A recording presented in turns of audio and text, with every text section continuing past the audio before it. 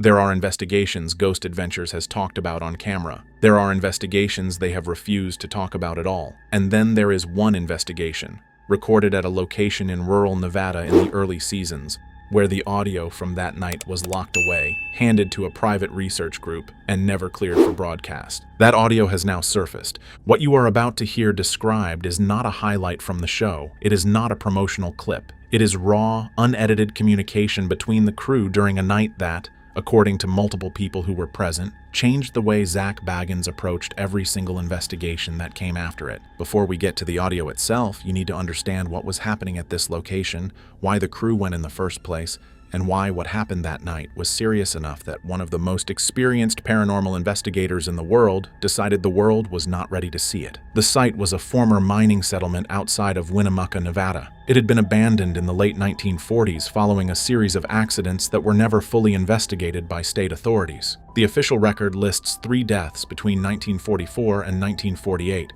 all attributed to mining-related incidents. The families of those workers disputed those findings for decades and never received satisfactory answers. What the official record does not mention is the disappearances. Between 1952 and 1971, 5 individuals were reported missing in the area surrounding the settlement. 3 were hikers passing through the region. 1 was a geologist conducting a survey for a mining company that had expressed interest in reopening the site. 1 was a local man who had lived in Winnemucca his entire life and who had, according to his family, visited the abandoned settlement multiple times without incident before the night he did not come home. None of these individuals were ever found. Law enforcement at the time attributed the cases to the harsh desert terrain surrounding the settlement, the extreme temperature fluctuations common to that part of Nevada, and what one county sheriff's report from 1968 described as the well-documented dangers of disused mining infrastructure. The shafts, the unstable tunnels, the ground that could give way without warning after decades of exposure. These are reasonable explanations. They are also explanations that several of the families refused to accept, not because they believed in the supernatural specifically, but because the investigations into each disappearance had been, in their words,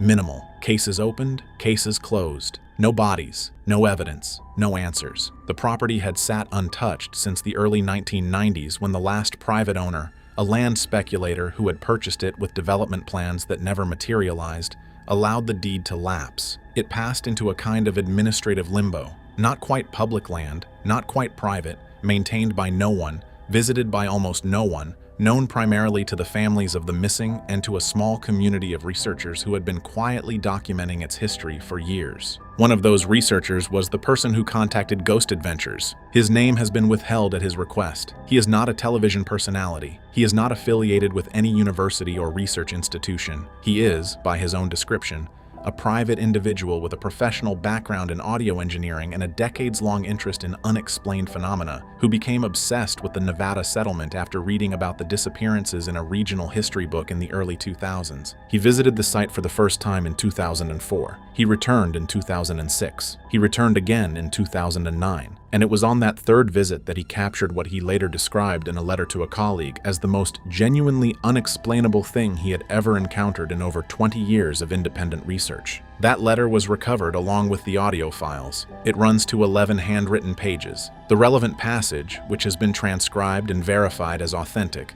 reads as follows. He writes that on the night of his third visit, he placed recording equipment at 4 points around the property, as he had done on his 2 previous visits. He writes that the first 3 hours produced nothing of note. He writes that at approximately 11:30 in the evening, while he was reviewing footage in his vehicle at the edge of the property, he heard something that he initially attributed to wind moving through the mine shaft openings. He writes that when he reviewed the recordings the following morning, he realized that whatever he had heard was not wind, and that what the recorders had captured was something he could not explain and had spent the subsequent months attempting to explain through every rational framework available to him. He writes that he contacted Ghost Adventures because he had exhausted his own resources and because he believed the investigation required a crew with more equipment, more experience, and more institutional capacity to follow up on what the recordings suggested. He sent them the recordings along with a summary of the site's history. Zak agreed to investigate. The crew arrived at the settlement on a Thursday evening in late autumn. The exact date has not been publicly confirmed,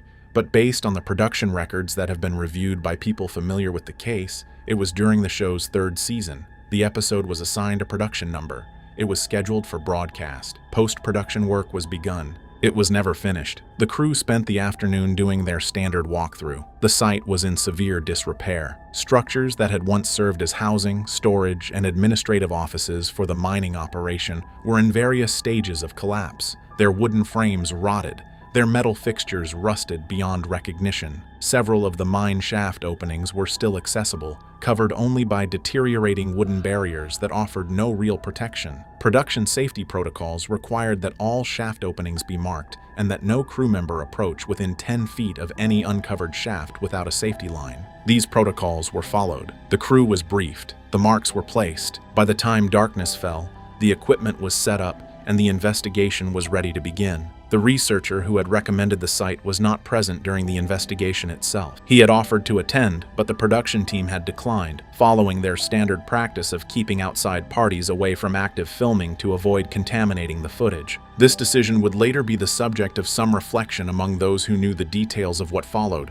The first 2 hours of the investigation produced material consistent with what the show typically captures at locations with significant history: temperature anomalies, EMF fluctuations in the main structure, several moments during EVP sessions that the crew flagged for review but which, upon later analysis, were attributed to the natural sounds of the deteriorating buildings settling in the cold night air. Zak later described the early part of the investigation in a private conversation that was documented by someone present as feeling off in a way that was difficult to articulate. He used the word dense. He said the location felt dense. He said it was not like the heaviness he had felt at other locations, the kind of heaviness that he associated with strong residual energy or active intelligent presence. It was something else. He said it felt like being watched by something that was deciding whether or not to engage. That description would prove to be unusually precise. At approximately 10:45 p.m., the crew made a decision that was standard for their investigations. They split up. Zak took the main structure, which had been the administrative building for the mining operation, and which contained the most intact interior spaces on the property. Aaron moved toward the northern end of the property, where the workers' dormitory had stood. The structure itself had largely collapsed, but the foundation and the partial remains of several walls were still standing. And the researcher had noted in his documentation that 3 of the 5 disappearances had last placed the missing individuals in or around that part of the property. Nick stationed himself at a central point between them, maintaining radio contact with both and serving as the hub through which the separate investigations would remain connected. For the next 40 minutes, nothing significant was recorded. Zak conducted a solo EVP session in the administrative building, asking questions of whatever presence might remain, and receiving no audible responses. Aaron walked the perimeter of the dormitory ruins, noting the layout and attempting to connect the physical space with the documented history of the people who had lived and worked there. Nick maintained contact with both of them, relaying information and keeping track of their positions.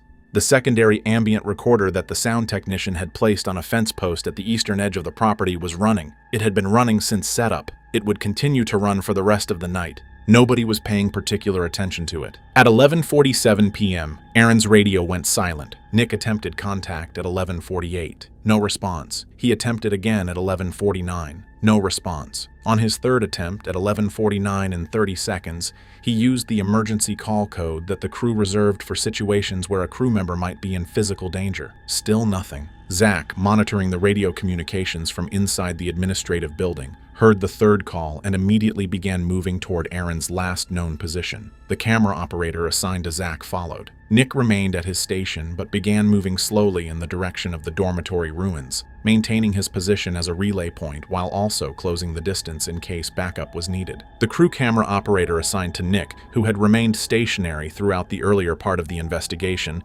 captured what the production notes would later describe as an audio anomaly at 11:49 and 52 seconds. The camera's onboard microphone recorded it, but because the camera was standard broadcast equipment with standard directional settings, what it captured was partial, degraded, and difficult to isolate. The secondary ambient recorder on the fence post captured it in full. The fence post recorder was approximately 60 meters from Nick's position and approximately 90 meters from the dormitory ruins where Aaron had last been stationed. It was not in a direct line of sight to either of them. It was positioned at the boundary of the property, oriented outward toward the open desert, which is why what it captured that night is so difficult to explain. Whatever produced the sound that the recorder picked up at 11:49 and 52 seconds was not coming from the desert. It was coming from inside the property. The audio file has been analyzed by 3 independent parties. The researcher who originally recovered it submitted it to 2 separate audio forensics laboratories, neither of which was aware of the other's involvement. Both laboratories produced written reports. A third analysis was conducted informally by an audio engineer with experience in broadcast sound who reviewed the file at the researcher's request. All 3 analyses agree on the following. The recording contains a layering of audio signatures beginning at the 11:49 mark that is acoustically inconsistent with the ambient environment as captured in the preceding hours of the recording. In plain language, the sound environment changes in a way that cannot be explained by normal environmental factors, such as wind direction, temperature change, or the movement of wildlife. The first signature is low frequency, below the standard threshold of human hearing but within the capture range of the recorder. This type of infrasound has been documented at other locations associated with reported paranormal phenomena and has been cited in some research as a possible explanation for feelings of unease, dread, and in extreme cases, auditory and visual hallucinations. Its presence on the recording does not, by itself, constitute evidence of anything beyond the natural, as infrasound can be generated by a variety of geological and atmospheric processes. The second signature is what both laboratory reports describe as structured. It follows a pattern. It is not random noise. It has a rhythm that the reports describe as consistent with deliberate acoustic production. In plain language, something was making this sound on purpose. The third signature is the one that none of the 3 analysts has been able to explain. It is a voice. Not a fragment, not a stray syllable lifted from background noise and shaped by the tendency of the human brain to find pattern in chaos. Not an audio pareidolia event of the kind that EVP researchers work to guard against and that skeptics correctly identify as the primary source of false positives in paranormal audio research. A complete, clearly structured utterance, a sentence, recorded at a volume and with a clarity that is inconsistent with any member of the crew being within range of that recorder at that moment. The position of every crew member at 11:49 and 52 seconds has been established through a combination of the footage captured by the camera operators and the GPS tracking logs that the production team maintained for safety purposes. Not one of them was within 40 meters of the fence post recorder. The voice on the recording did not belong to any of them. What the voice says has not been released in full. The researcher has been deliberate about this, and the decision is one that the audio forensics laboratories have supported, in part because the content of the utterance raises questions that the researcher believes require careful handling before they are placed into the public domain without context. What has been confirmed, and confirmed independently by all 3 analysts, is the following. The voice says a name. It is not the name of Zak Bagans. It is not the name of Aaron Goodwin. It is not the name of Nick Groff. It is not the name of any member of the production crew who was present at the location that night. It is the name of one of the individuals who was reported missing from that property in 1967. A name that had not been spoken aloud by anyone at the location that night. A name that was not on any materials the crew had brought with them, because the production team had been given a summary of the site's history, but not the detailed case files that would have included the names of the missing individuals. The audio forensics report from the first laboratory states, and this is a direct quotation from the document, that the utterance is unambiguously a human voice producing a proper name in English with no distortion, no degradation, and no acoustic characteristics consistent with electronic manipulation or post-processing alteration. The metadata on the file is intact. The timestamp is continuous. The recording has not been edited. Aaron was found by Zak at 11:53 p.m., 6 minutes after his radio went silent, 6 minutes after the voice on the ambient recorder said a dead man's name into the Nevada desert. He was standing at the edge of one of the open mine shafts. The shaft that he was standing closest to was one of the deepest on the property,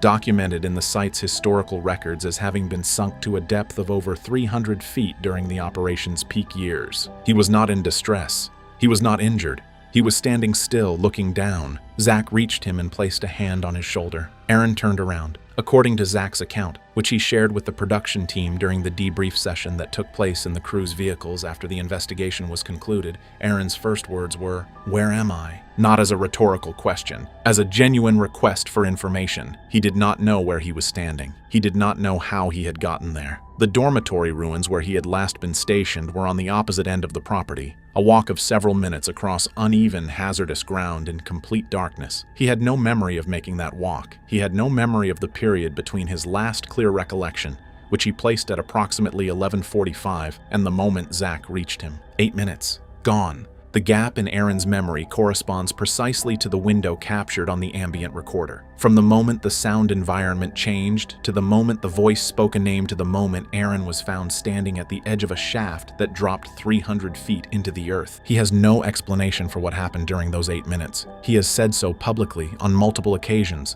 in terms that leave no ambiguity. He does not know. He has never known. And in the years since that investigation, he has described the experience as the single moment in his career with ghost adventures that genuinely frightened him. Not in the way that strange sounds or moving objects frighten a person, but in the deeper way that a loss of control frightens a person. The recognition that something had happened to his mind, or his body, or both, that he could not account for. Whatever was at that property had reached into one of the most experienced paranormal investigators in television and taken 8 minutes from him without leaving a trace. The decision to pull the footage was made in the days following the investigation. It was not made by the network. It was not made by the production company. It was made by Zak Bagans, who communicated his decision to the relevant parties and who has not, in the years since, been pressured to reverse it. The reasons he gave at the time were not fully documented. What is known comes from accounts shared by people who were in those conversations, and those accounts are consistent in their broad outlines, even if they differ in specific details. Zak expressed the view that airing the footage would be irresponsible. He expressed the view that there were things the investigation had captured that he did not fully understand, and that he was not willing to present to an audience without understanding them. He expressed the view that some experiences had to be processed privately before they could be shared publicly, if they could be shared publicly at all. He has spoken about this investigation publicly exactly once. During a question and answer session at a fan event in 2019, an attendee asked him directly whether there was an investigation that had never aired. He confirmed that there was. He confirmed that the reason was not a network decision and not a content restriction. And then he said the following: "Some things you film are meant to stay with the people who were there." He did not elaborate. He has not discussed it since. The researcher who recovered the original recording has been attempting for 8 months to build a framework for understanding what the audio represents. He is careful to say that he does not have one. He is careful to say that the audio, taken alone, does not prove anything. He is careful to say that the question of what produced the voice, what mechanism, what intelligence, what process, is not a question he can answer. What he can say, and what he has said in the documentation he has shared with the laboratories and with the small number of people he has brought into his confidence, is this: the voice was not there before that night. He had recorded at that property 3 times. He had hours of audio from those visits. The voice had never appeared before. Something changed on the night Ghost Adventures came to that location. Something that had been silent for years, or decades, or longer, chose that night to speak. And what it chose to say was the name of a man who had walked onto that property in the summer of 1967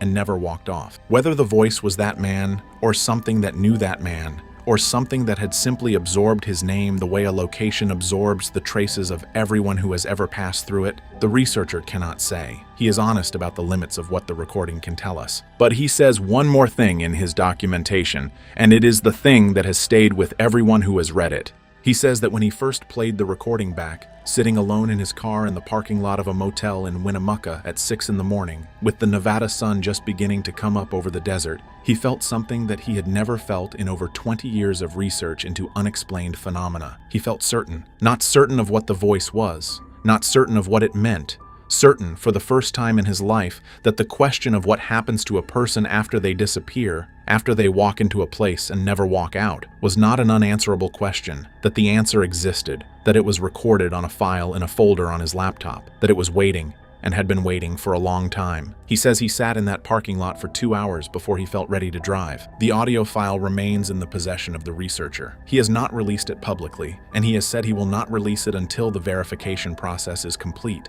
and until he has consulted with the families of the individuals whose names appear in the documentation. That consultation is ongoing. 2 of the 5 families have been contacted. 1 has agreed to review the material. 1 has declined and asked that their family member's name not be associated with the research. The Ghost Adventures production team has not publicly acknowledged the investigation or the audio. This is consistent with their general approach to unreleased material, which is to neither confirm nor deny without an active broadcast context. Aaron Goodwin has given no indication that he intends to speak publicly about that night beyond what he has already said in general terms. Zak Bagans has not addressed it since the 2019 fan event comment. The fence post recorder, which captured the only complete version of the audio that night, was the personal equipment of the sound technician who had placed it there as part of the standard setup. It was not production equipment. The files it produced were not technically the property of the production company. The sound technician gave copies to the researcher before the production team was aware of what the recorder had captured. By the time anyone thought to ask about the secondary recording, the technician had left the production. The audio exists. It has been verified. The voice is real. What it means is the question that has now been placed in front of everyone who knows the story, and it is, for the moment, a question without an answer.